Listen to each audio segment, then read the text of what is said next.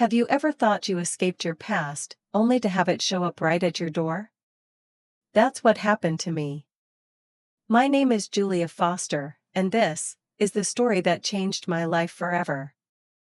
I'm 32 years old, living in Orlando, Florida, working as a data analyst for a big tech company. I built a good life. A quiet one. The kind I used to dream about as a little girl staring out the window of a broken home. But life has a strange way of testing the walls you build. Mine came crashing down one autumn evening with a single, unexpected knock. Before I tell you about that knock, I need to take you back to when everything fell apart. I was 9 when my mom packed her suitcase and walked out. One minute she was cooking dinner, the next she was gone. No goodbye, no note, just the sound of the front door closing. My dad, David Foster, and I stood in that kitchen for hours, waiting for her to come back. She never did. That night I learned what silence really sounds like. Dad tried to pretend everything was fine. He worked harder than any man I've ever known, running a tiny diner on the corner of Maple Street in our Ohio town. The smell of coffee and fried eggs clung to his clothes. Some nights he'd come home with grease on his hands and exhaustion in his eyes, but he'd still smile and ask about my homework. He always said, "We'll be okay, kiddo." And somehow, we were. Money was tight. There were weeks when the lights flickered because the bill was overdue, nights when dinner was peanut butter sandwiches because that's all we had. But Dad never complained. He taught me that dignity doesn't depend on your bank balance. I wanted to help him so badly. At 13, I started babysitting for neighbors, then cleaning houses, then delivering newspapers before sunrise. Every dollar went into a jar labeled bills. Dad told me to keep it, but I couldn't. I saw what exhaustion did to him. I wanted him to rest, even just for a day. School became my escape. Numbers made sense when nothing else did. Equations had answers. Life didn't. I stayed late in math club, solving problems until the janitor flicked the lights to tell me it was time to go. When I got home, Dad would already be half asleep in his chair, the TV humming softly.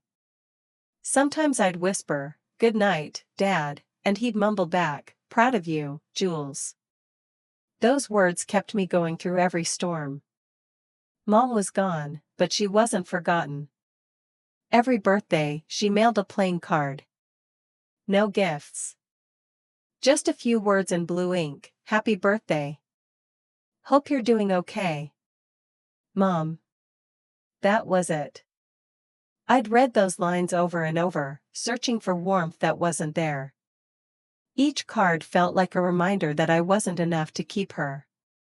When I turned 17, everything changed. My counselor told me about a scholarship program.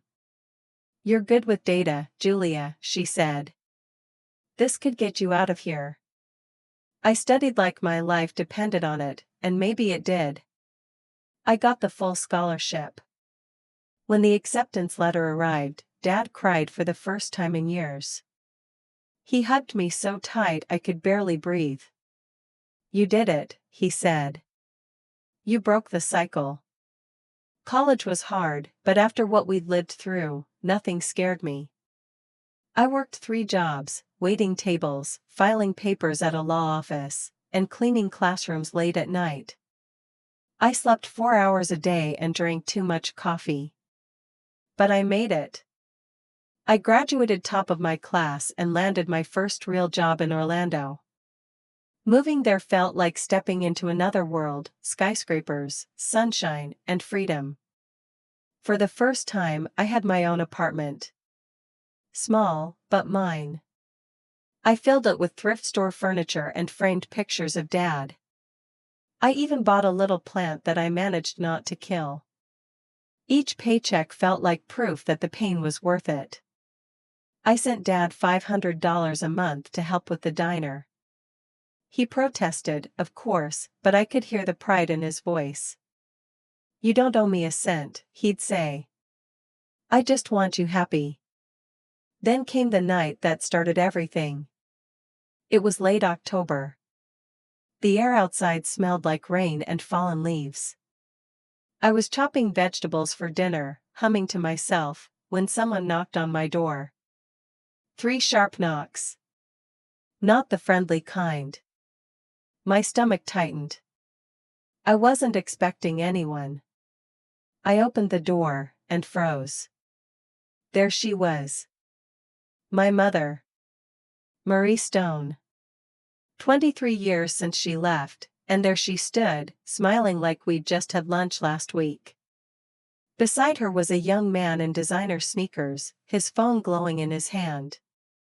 Julia, she said brightly, it's been so long. For a moment, I couldn't speak. Her face was older but still carried that same careless beauty I remembered. My mind spun. Was this real? Why now? Mom? I whispered. She stepped forward and hugged me before I could react. Her perfume was strong, unfamiliar. You look wonderful, she said. I'm so proud of you. The words sounded practiced, rehearsed, like lines from a play she barely believed in. The boy glanced up from his phone. Hey, he muttered. I'm Caleb. Her son. My half-brother. The one she'd chosen after she left me behind. I invited them in out of shock, not warmth. As they stepped inside, my cozy apartment suddenly felt smaller. My mom's eyes scanned the room, the furniture, the framed photos, the city view, as if taking inventory. Caleb sprawled on the couch, shoes on the table, scrolling through social media. Mom chatted as if nothing had happened. You've done so well, she said sweetly. A tech job, right? Good salary, nice place, her tone trailed into something sharp underneath. You must be doing really well. I smiled politely but stayed guarded. I manage. She leaned forward, her expression softening just enough to look sincere. Julia, I wouldn't ask if it wasn't important. Caleb's starting college next semester. Tuition is $60,000. We're struggling. I was hoping you could help. Maybe $3,000 a month. Just until he's settled. Her words landed like stones. 60,000. 3,000 a month. She said it like it was pocket change. Caleb finally looked up, smirking. You've got this cool apartment. Guess tech pays good, huh, he said. You could totally help us out. His tone made it sound like I owed them. I stared at him, speechless. The boy had never worked a day in his life, and here he was demanding my hard-earned money. I can't make that kind of commitment, I said carefully. Mom's smile flickered. Oh come on, Julia. We're family. Family helps family. That word, family, hit me like ice water. Where was family when Dad worked himself sick to feed me? Where was family when I cried on birthdays waiting for a call that never came? Caleb leaned back, sighing loudly. Whatever. She's obviously selfish, he muttered. Mom shot him a look but didn't scold him. Instead, she turned back to me. Maybe you could start smaller, she suggested smoothly. Just a few thousand to get things rolling. I swallowed hard. Mom, I'll think about it. Her eyes narrowed slightly, but she smiled again. That's all I ask. When they left, I closed the door and leaned against it, my heartbeat pounding in my ears. The scent of her perfume lingered in the air, sweet but suffocating. I wanted to cry, scream, something, but all I felt was numb. That night I sat at my kitchen table staring at the old birthday cards she'd sent. The handwriting matched the woman who'd stood at my door, neat, distant, emotionless. I didn't sleep much. My mind kept replaying her words. Family helps family. The next morning, my phone buzzed. A message from Mom, let's meet for coffee. I want to explain everything. I didn't want to, but curiosity won. Maybe she truly wanted to make things right. Maybe there was more to the story. Maybe. I arrived early at the cafe downtown. The smell of roasted beans filled the air. I sat by the window watching people pass, wondering if I should just leave. Then I saw them, Mom, wearing a bright scarf like she wanted to stand out, and Caleb trailing behind, phone in hand again. Julia, she chirped, waving. You look radiant. I forced a smile. She sat across from me, Caleb slumping into the chair beside her. I know last night was a surprise, she began, voice soft, almost trembling. I missed you. Did you? I asked quietly. Her eyes filled with fake tears. Your father made it hard, Julia. He shut me out. He didn't want me to contact you. That was a lie. Dad begged her to call. I knew it because I heard him on the phone years ago, pleading for her to visit. I said nothing, letting her talk. She kept going. Caleb's education means everything to me. He's a good boy. Caleb snorted. Yeah, and I need a car. Can't go to college in that old junker. I blinked. A car? Something nice. Maybe a Mustang, he said, shrugging like it was no big deal. Mom reached for my hand. Julia, sweetheart, we just need a little help. You're so successful now. I pulled my hand back. My voice was calm but firm. I worked for what I have. I can't just hand it over. Her mask slipped. The sweetness vanished. After everything I did for you, she hissed. I gave you life, Julia. I felt the cafe go silent. People were staring. I stood up, my chest tight. You left me when I was 9. Don't talk about what you gave. Caleb muttered something under his breath, an insult I didn't catch but didn't need to. I grabbed my coat. I'm done. Mom's voice rose behind me. You'll regret this. I walked out into the bright Florida sun, my hands trembling. Maybe she was bluffing. Maybe not. But one thing was clear, this wasn't about family. It was about money. That night, while I sat trying to focus on work, my doorbell rang again. I peeked through the peephole. It was them. Mom and Caleb. Again. And this time, something about her smile made my skin crawl. That smile. I still remember it. The kind that looked soft on the surface but carried something sharp underneath. I hesitated at the door, my hand frozen on the knob.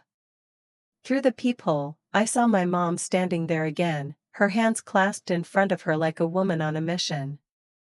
Caleb leaned against the wall, head down, still scrolling through his phone as if this was just another chore he didn't care about.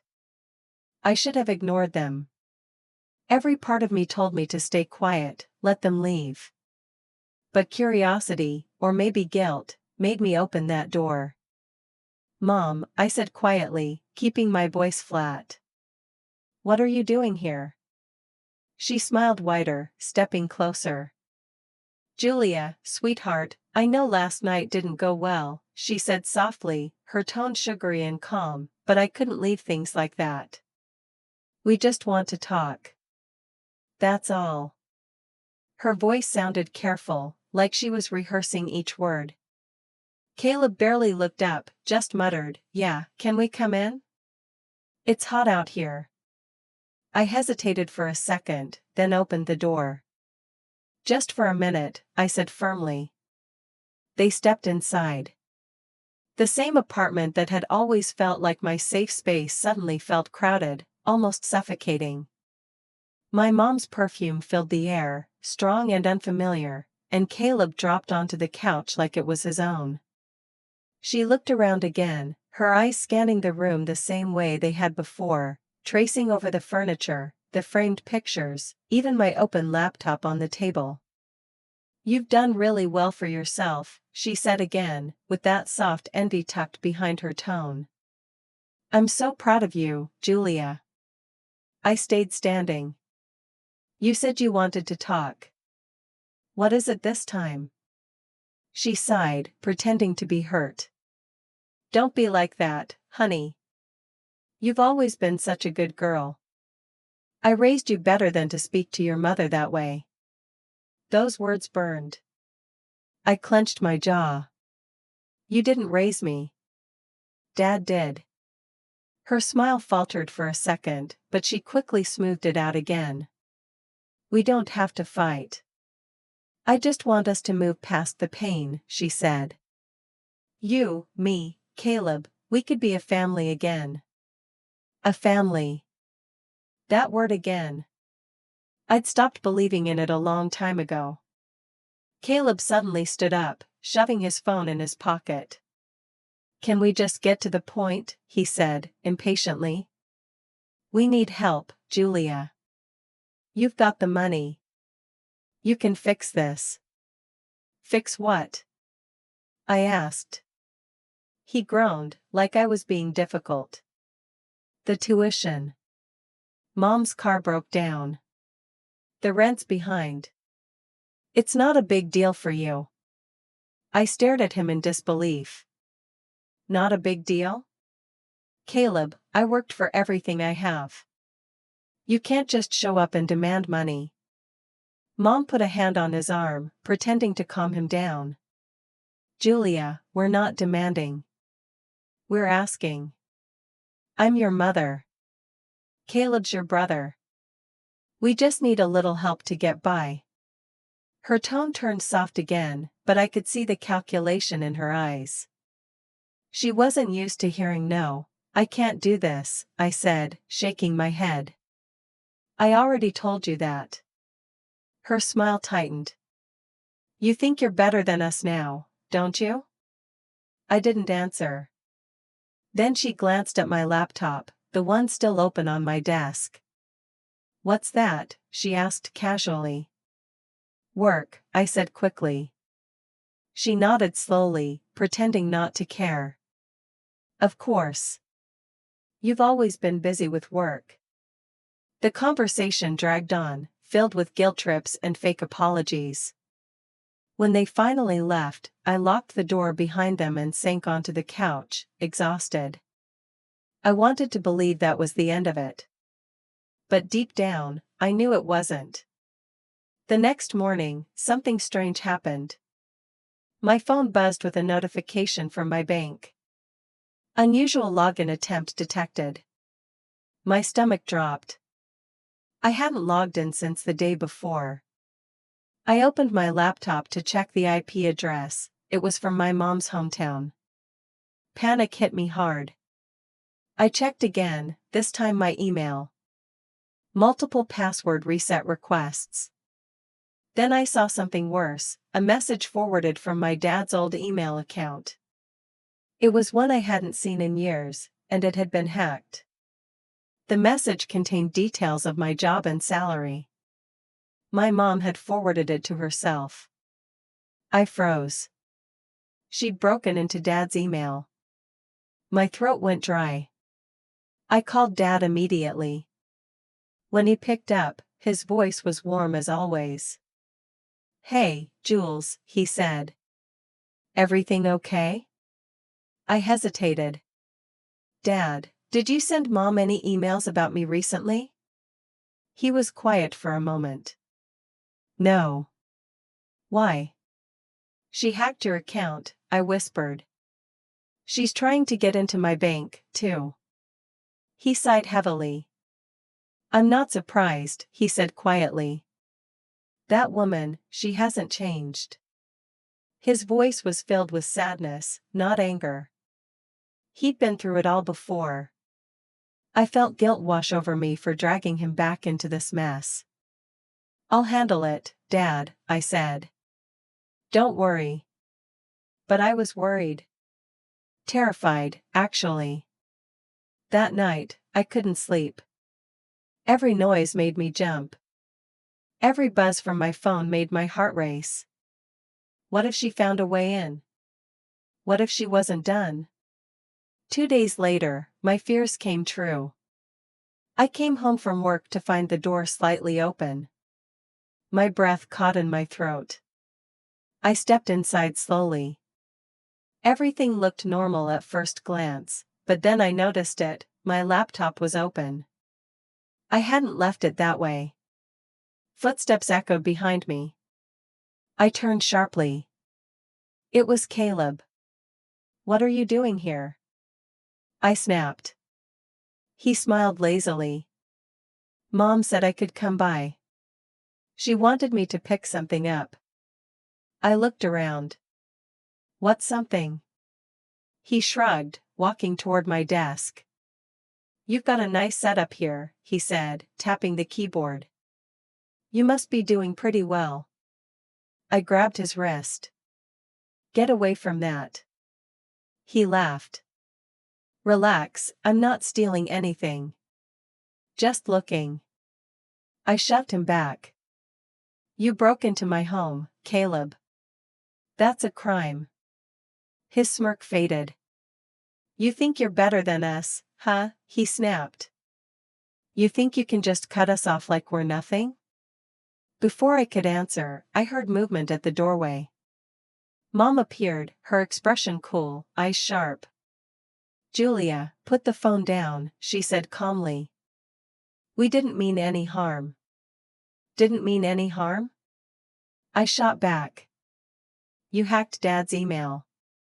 You tried to get into my bank. And now you're breaking into my house." She lifted her chin. "We were just curious, Julia. We wanted to see what you've built. You've got so much, and we have nothing." "That's not my problem," I said, my voice trembling with fury. "You made your choices." Her face twisted, all softness gone. "Don't talk to me like that. You owe me."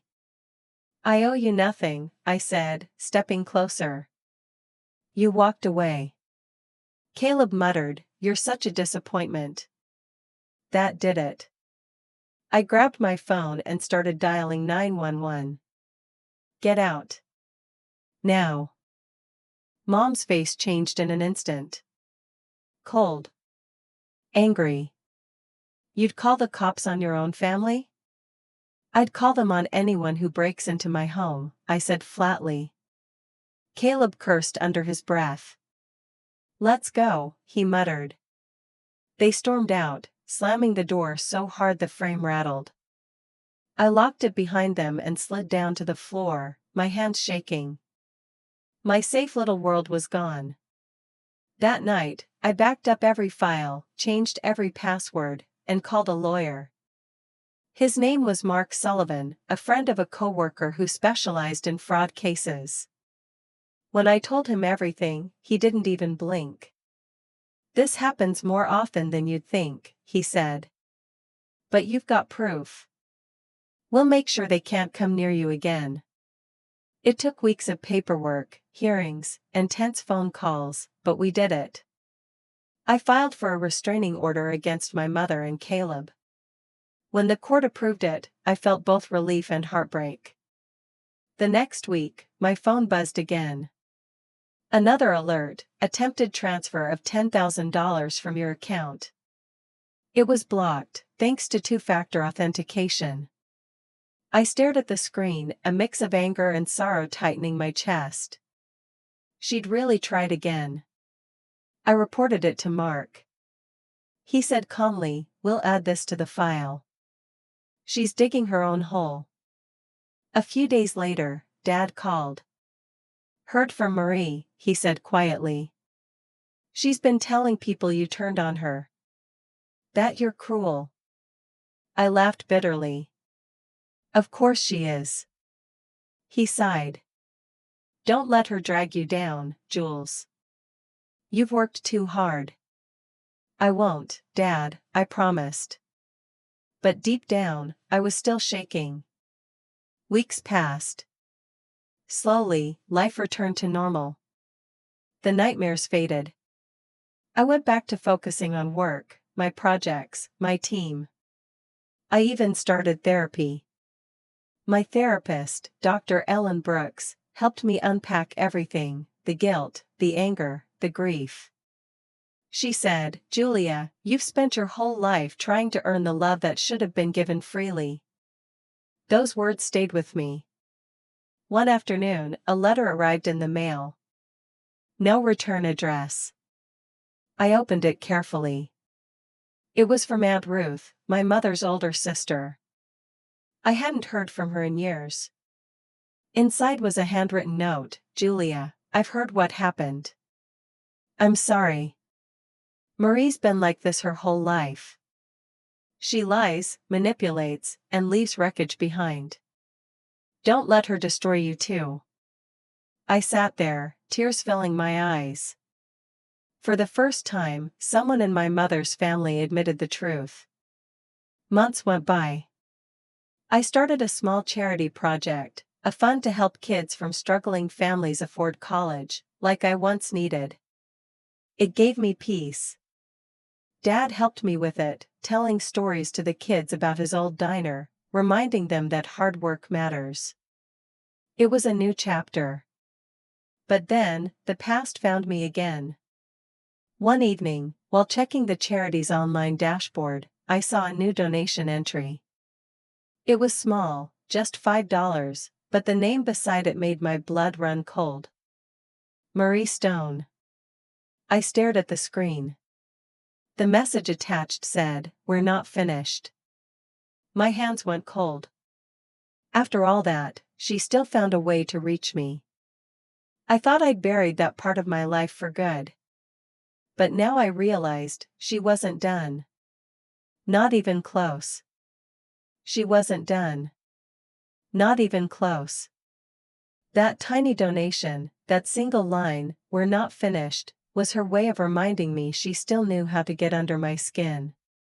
It wasn't about money anymore. It was control. The same control she'd always used, only now through a keyboard instead of words. I stared at the message for a long time. My hands trembled, but not from fear this time. It was anger. Real, burning anger. I'd built everything from nothing. My peace. My independence. My life. And she wanted to claw it apart. I took a deep breath, stood up, and said out loud, "No more." The next morning, I met with my lawyer, Mark, again.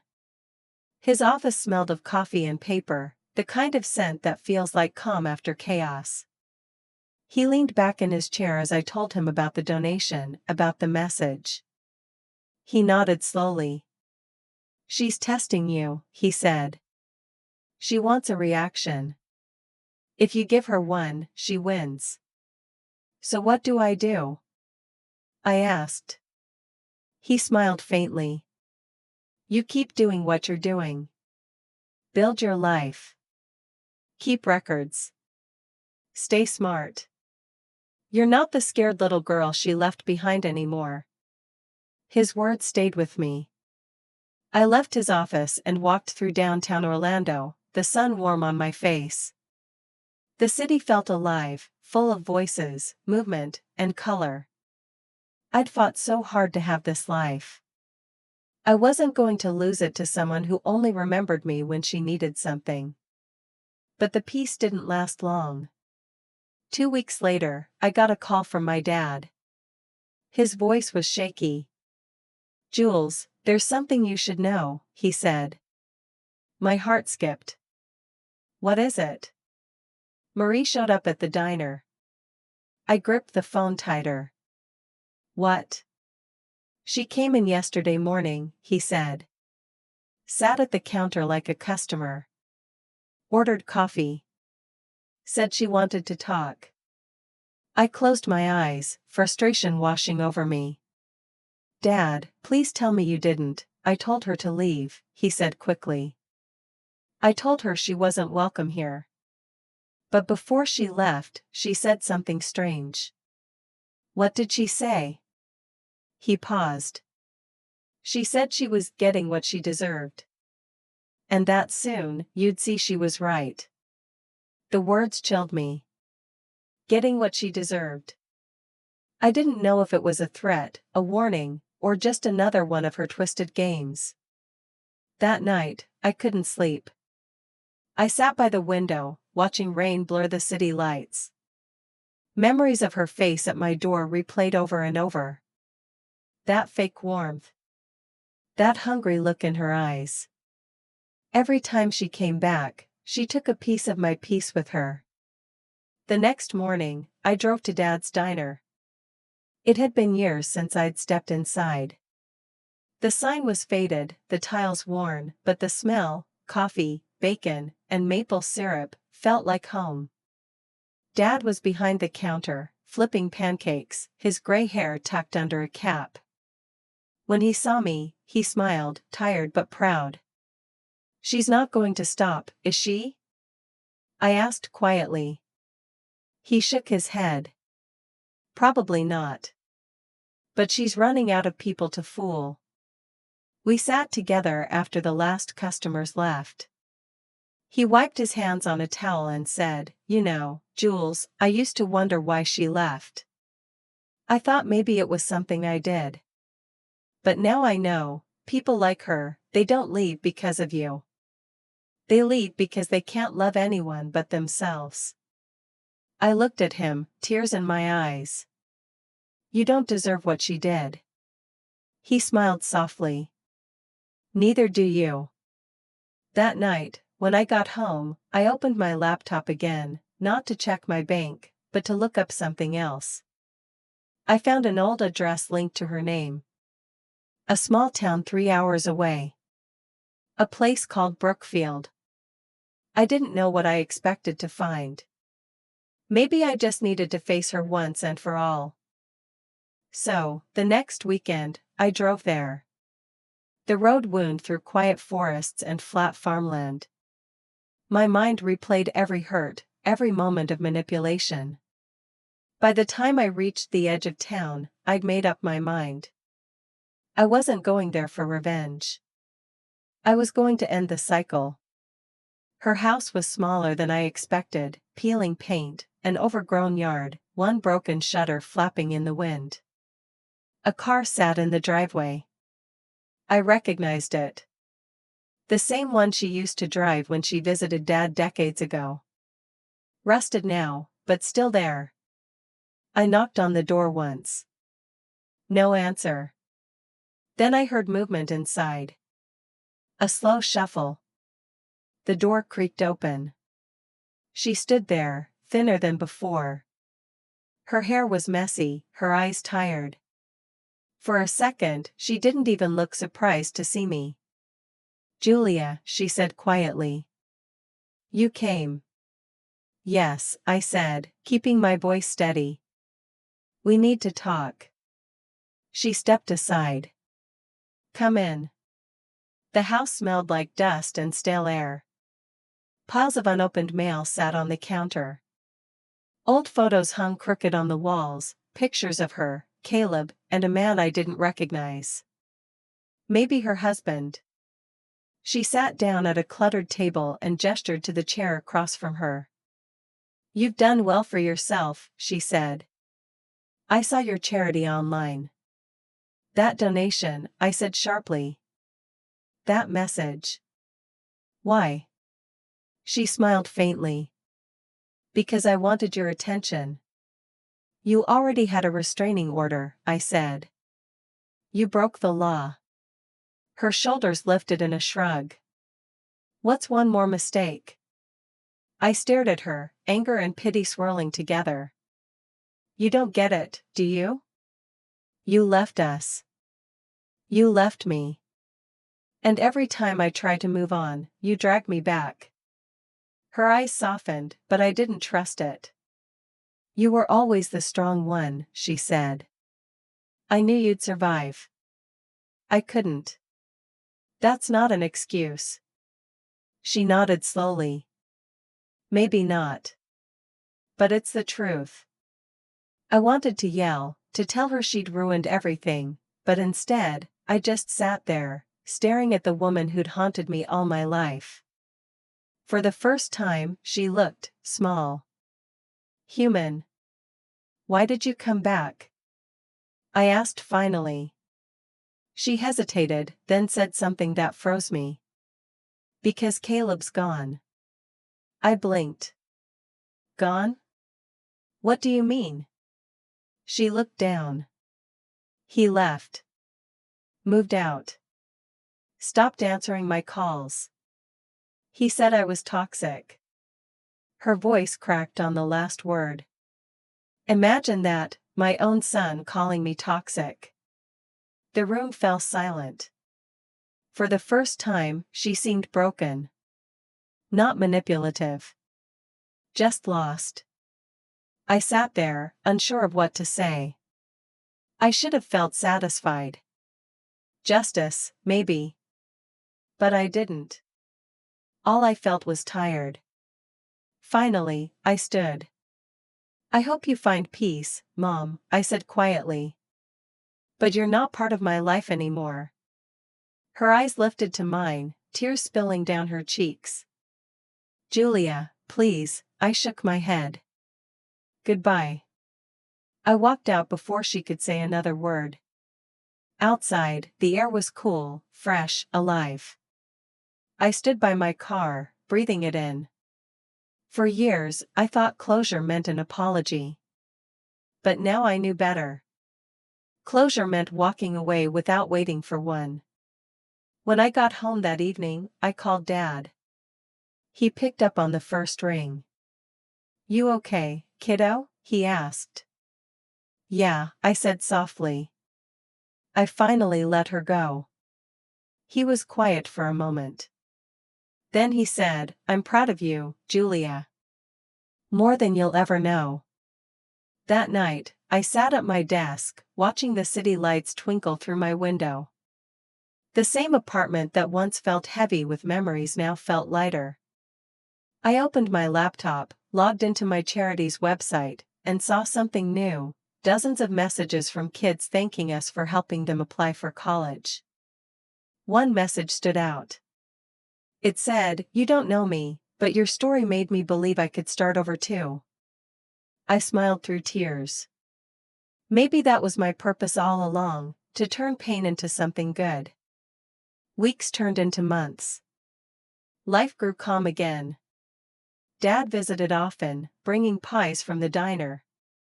My friends came over for dinner. The apartment filled with laughter, the kind that heals the soul. But one evening, I got a letter in the mail. No return address again. My stomach clenched as I opened it. Inside was a single piece of paper. A handwritten note. Thank you for coming. I'm sorry for everything. I hope you keep doing good. Love, Mom. No threats. No manipulation. Just that. I didn't know if it was real remorse or another trick. But something inside me didn't care anymore. I folded the note, placed it in the same box as the old birthday cards, and closed the lid for good. From that day forward, I stopped looking back. I focused on my students, my work, my friends, the people who had earned a place in my life. Sometimes, when I pass by the diner on my way to visit Dad, I see the early sunlight hit the window, and I remember those mornings when it was just the two of us against the world. I smile then, knowing we made it through. Because in the end, family isn't who gives you life. It's who stands beside you when it falls apart. And I finally understood that letting go isn't losing. It's winning back your peace. If you've ever been through something like this, if someone from your past tried to take what you've built, remember this: you are stronger than the people who broke you. You don't owe them your happiness. You owe yourself freedom.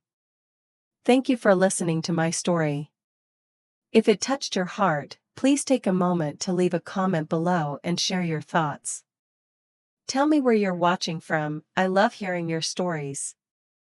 And if you believe that healing starts with courage, hit that like button and subscribe for more true life stories that remind us we're never truly alone.